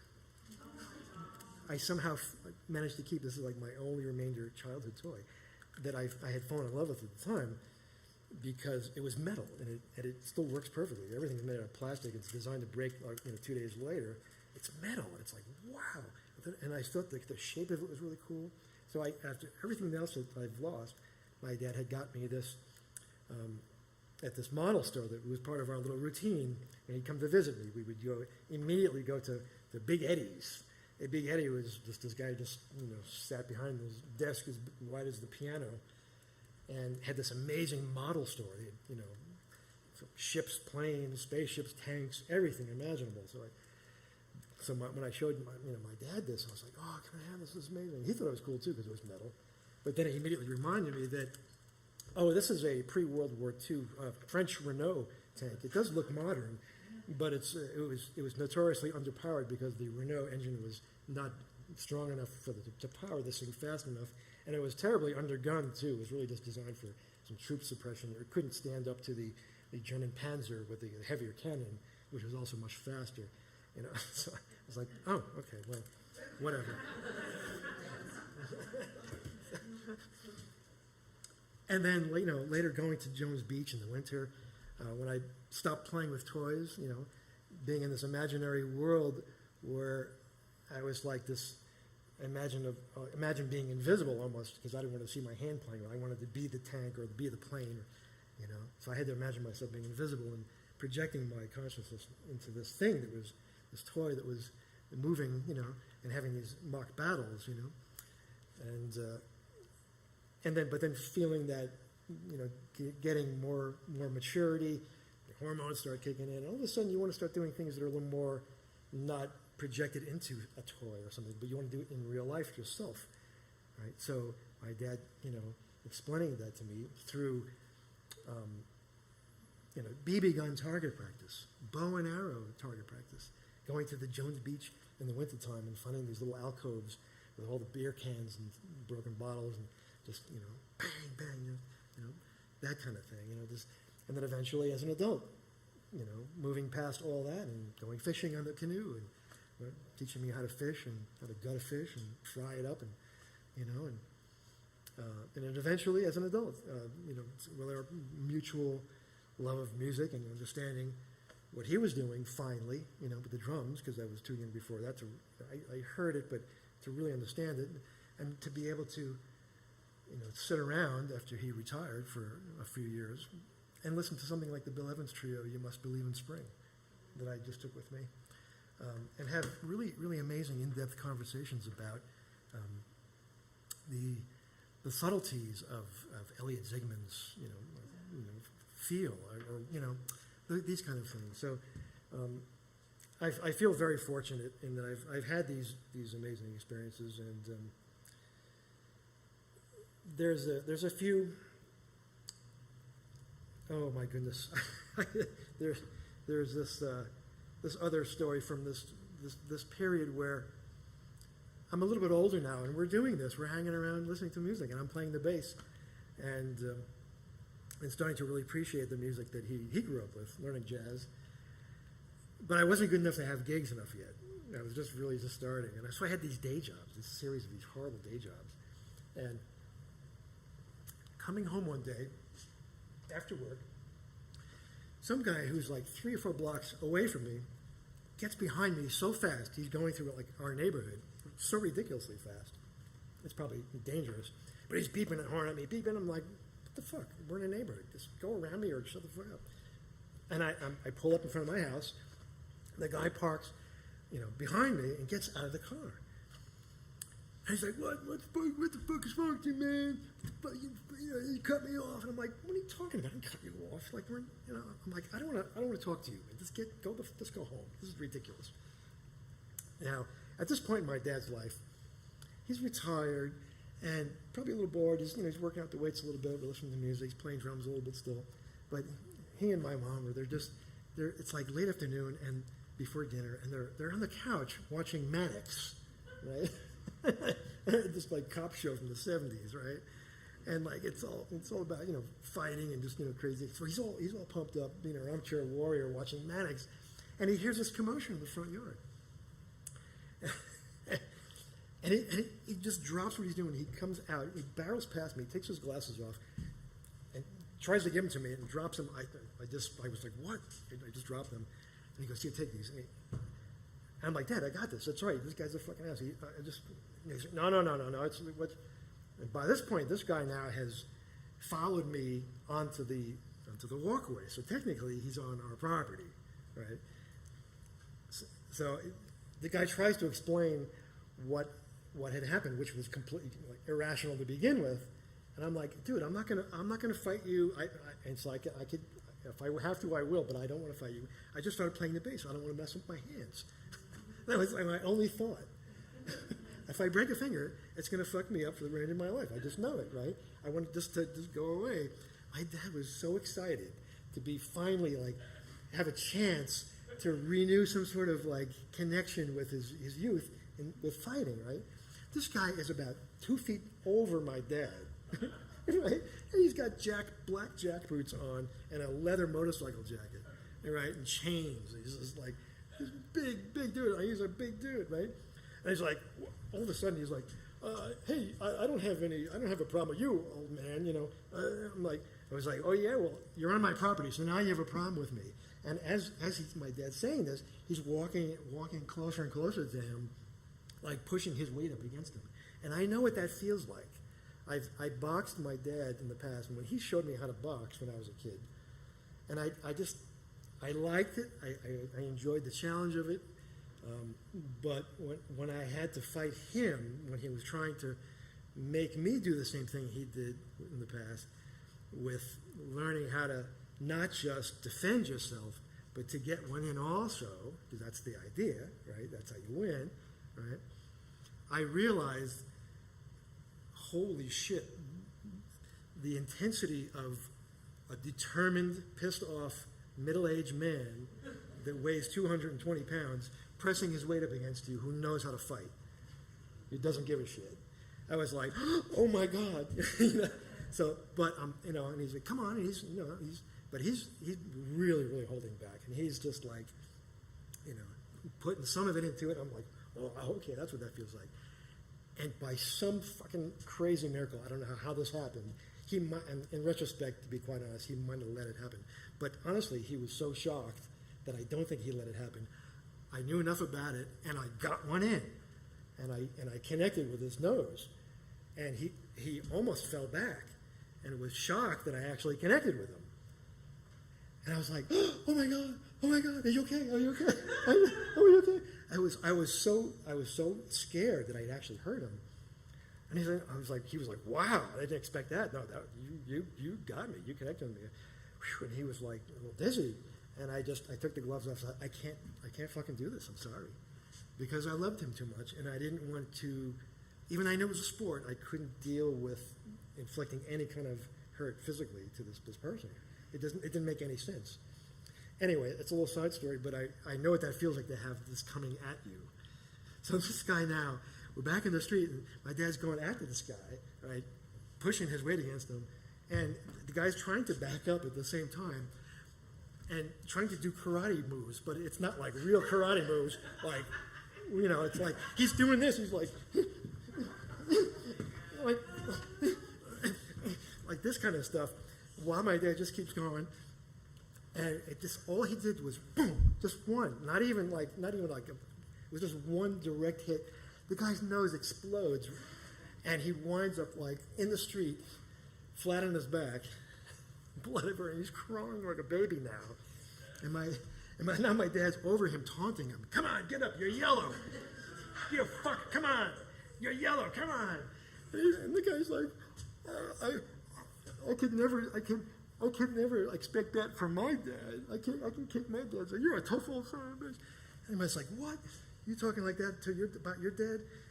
You're a piece of shit. You shouldn't talk to your dad like that. You should respect your father. That's crazy. You know? And he goes, come on. And he takes the guy's hand and pulls him up straight again. Now that guy, you know, he could have had like a knife or some stupid shit. Who knows? But he realized this guy was a fucking loser, you know, and probably just finally came up against the wrong guy. You know, he probably scared everyone in his path. And my dad had the honor enough to say, okay, the guy's down, don't kick him when he's down. He could have killed him, you know. Nowadays, you'd have like a person with an AK-47 in your fucking mouth or something. You know what I mean? It's like, my dad, like, come on, come here. And he takes his hanky out, gives him his hanky. Clean yourself up and go home, you stupid. He's like, oh, don't come back here again. I'll fucking kill you next time. So I move out to Colorado in 1985 or something like that. No, 1986. My sister Deb here had immigrated out here, and I had come out to visit a few times, and I fell in love with the area. Oh my God, Boulder and the mountains, and at this point, I'm meeting amazing musicians, and who are still in this room. Some of my oldest, dearest musician friends: Marguerite Juniman, Bill Copper, Art Landy. I mean, these are folks I've known for a really long time. Some of the heaviest players on the planet, not just some of my best friends, and I mean, all you guys. I mean, they're all amazing musicians and dear friends also. So I felt this energy out here when I first came out. So in '86, I decided, you know what? I love the environment. I had already met some amazing musicians, and I decided to move out. And my dad and I, the last thing we did together was this road trip, 3-day road trip in a 1970 Chevy Impala. And I went up, spending some time, hanging out in the area here, first with my sister, and then my first apartment ever. Hard to believe, $230 for my one-bedroom apartment in Westminster in 1986. So we had this amazing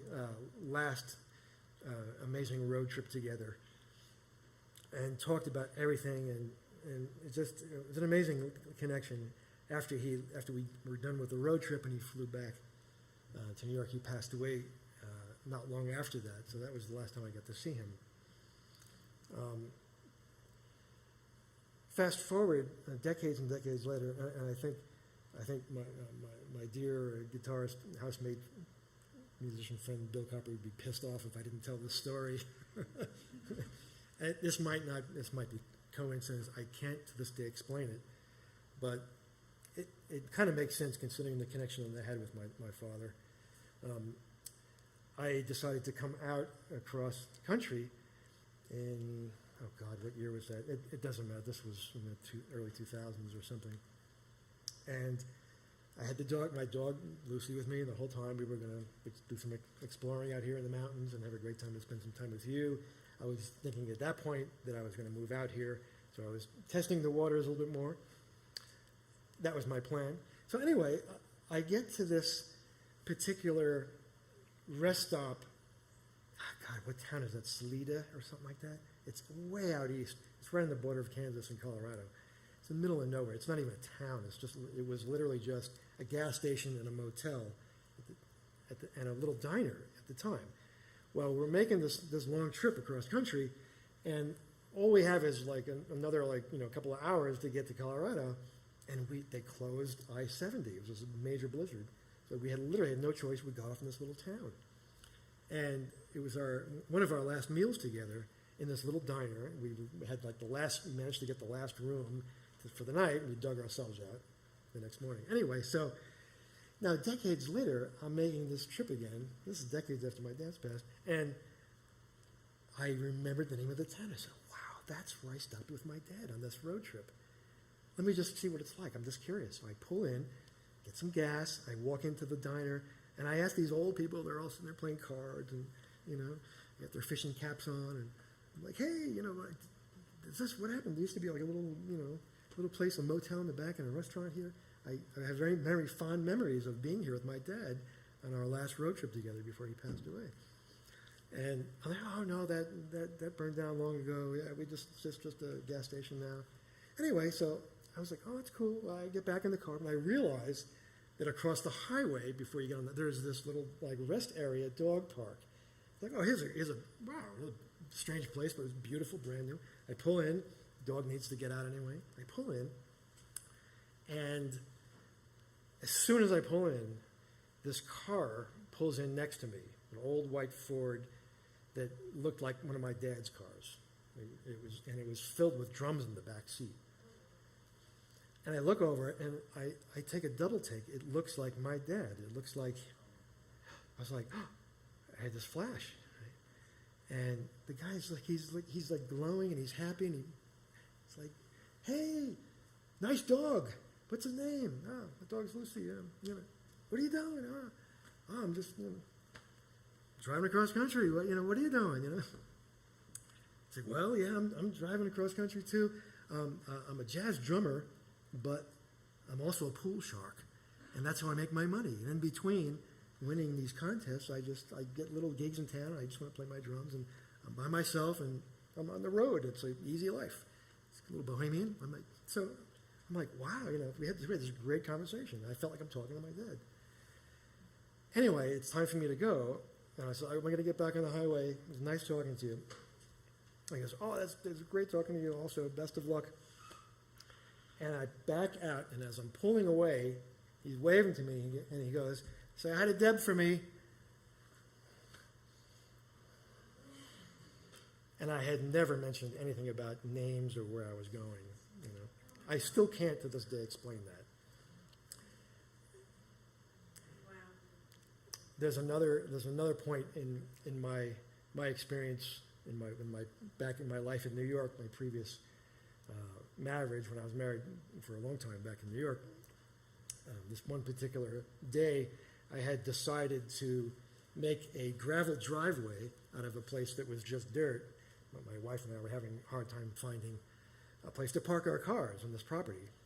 It was very, very woodsy and rural. Anyway, so we decided to do this. I had 3 tons of blue chip drainage gravel deposited on the property.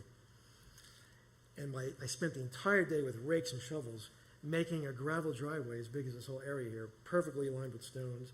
I was covered in dirt and muck. I was exhausted afterwards.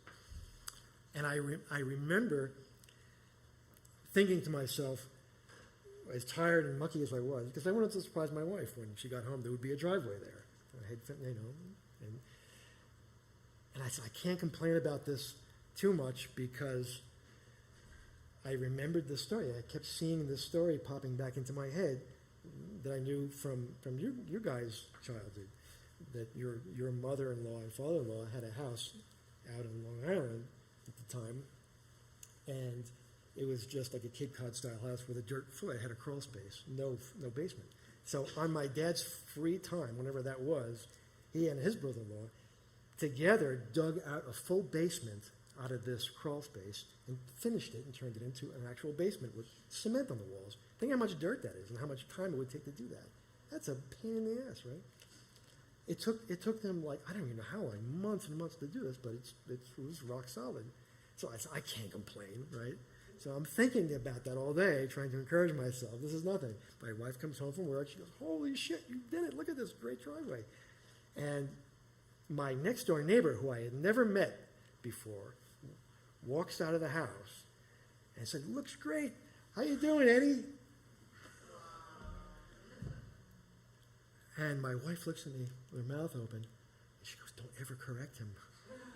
So for the next, almost 10 years that I was living there, the guys, hey, Eddie, and it would make me laugh so hard because I just knew my dad put those words in his head right at that moment, because that's what the neighbor would say to him. He'd walk outside and moan on, hey, Eddie, hey. Anyway, I don't know if that means anything. I tend to believe it does. I feel it in my heart when these things happen. I also get I get flashes every now and then if I'm on a gig with someone playing some great music. This weekend, I was with my Curaçao Brazilian quartet with Bill and Raul, the great Eric Gunnison, playing this amazing Brazilian music. And there's moments when I get these flashes of the house in Plainview or being in the canoe with him. It's just a flat, I'm thinking about the music. I'm not thinking about anything. I'm open because we're doing this amazing stuff, and it just feels so right. We're grooving so hard. And my dad, I just know, would have loved that. So I have this little theory that when someone wants to connect with you, at least this is how it worked with me, that because maybe there is no identity with your former physical self, as we consider ourselves now, maybe that energy just transforms somehow, and there is some sort of consciousness that can be relayed to this dimension, to loved ones, and maybe in this particular case, it's through not an image of the person itself, because maybe there is no consciousness of what that was, but a memory of something that happened in time, which will always have happened in time, because it did. And to put that little thought in there, I hear you, I hear what you're saying, I'm thinking about you too, and putting that little, because it makes you think of the person without actually seeing the person. It makes you think about that moment in time that you spent with them in that moment. It's just a little, I could be off base, but whatever. When my dad passed, he passed away playing the drums. Actually, probably the last time that these drums were in public was probably the evening he passed away, playing them. And I found out later from his bandmates that were at the funeral back then at the time that the last song that he had sung was "There Will Never Be Another You." And I know I'm kind of throwing a curveball here, but I would at this point just like to invite one of my dearest, oldest, what I consider the best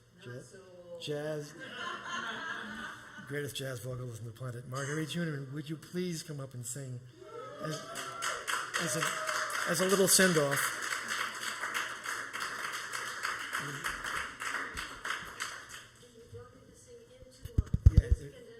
Yeah, Okay, good. Yeah, they're condensers. Good. You can just stand right there. I love your stories, man. Artie, would you care to join us? Could you play a tune with us? Totally up to you. There will never be another you. B flat. I'm sorry. I know you look very comfortable back there.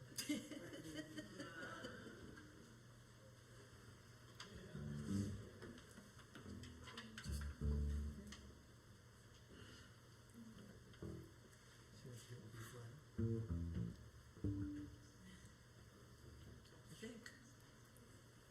Oh, it's jazz. We'll improvise. You have a tempo in mind? Sure. You want to do a little intro?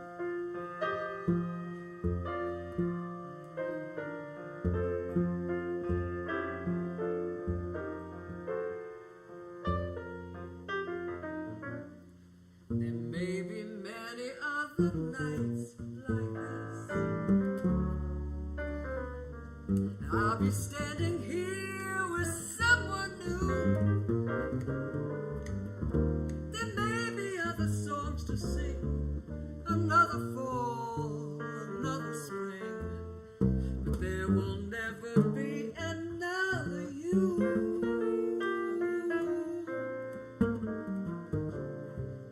There may be other lips that I may kiss, but they won't thrill me like yours used to do.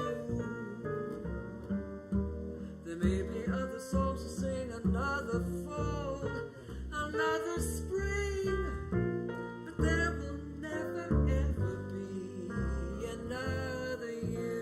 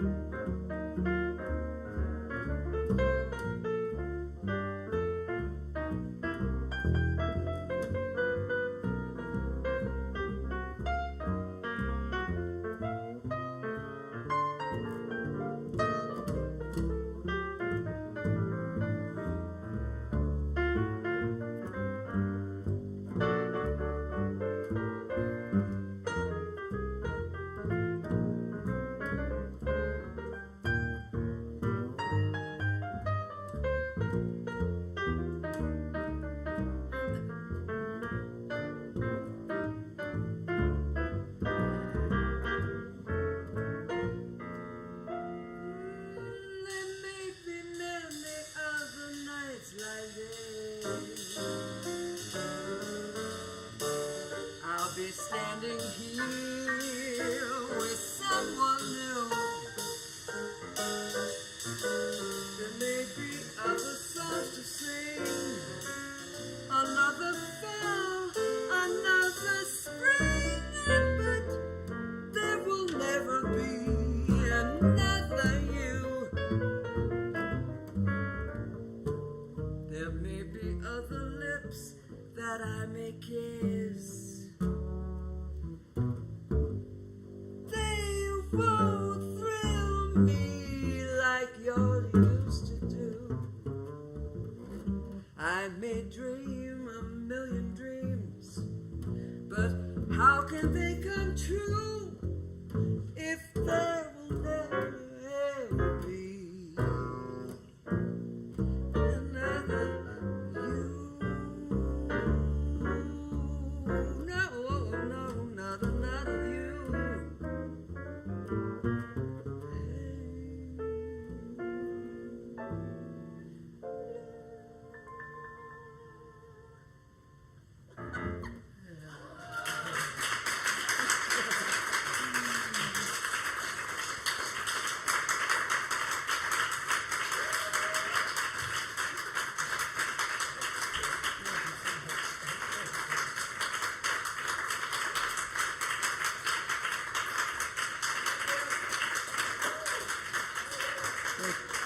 Thank you, guys.